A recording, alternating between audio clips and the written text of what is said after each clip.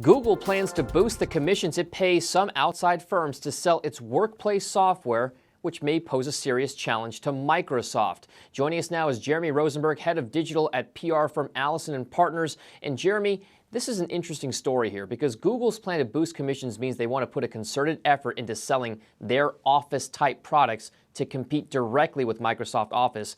Let's be honest here. Is this really going to be a serious challenge to Microsoft?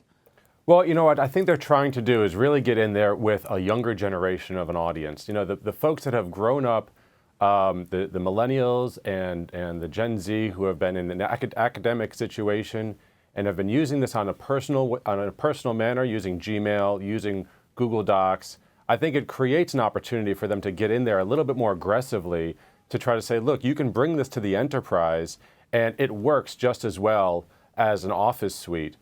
For that audience. I think the biggest challenge is going to be people who are already entrenched in their existing software, Microsoft Excel and PowerPoint and what have you. Those are going to be the ones that are going to be really hard to win over with something like Google's offerings. Gotcha. So let's put it this way. If you look at these products, will this plan to basically aggressively drive this product really make any kind of inroads here with regard to the relationship that a lot of other people already have with their Google, Office type suite products? Well, I think they're starting to use it more and more, and the challenge is going to be if you can get the people over the hurdle of actually changing the way that they actually work, and that's one of the biggest challenges with something like this. I'm personally a big PowerPoint user, and I use Word docs and so on, but I also use my Google Drive and I also use Gmail. But a lot of people just are not comfortable with that. So if they're able to communicate that it's not a huge hurdle and get people comfortable with it, then I think they can make some really great inroads,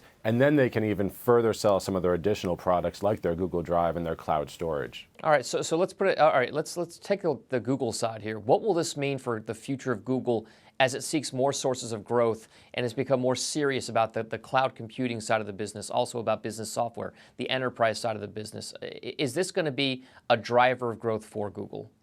Well, I think there's an interesting landscape here. So they are competing with different pieces against other people. So they have their Drive product, and that goes right up against Microsoft, but it also goes up against Box and Dropbox and a number of other cloud services solutions.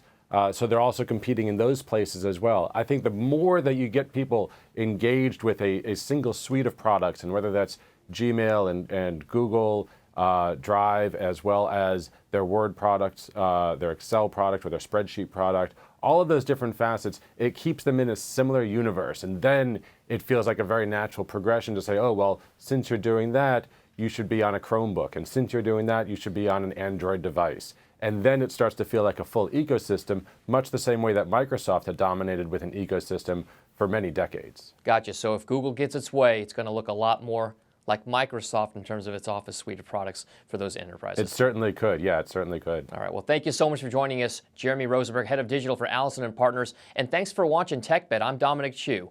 Have a great day.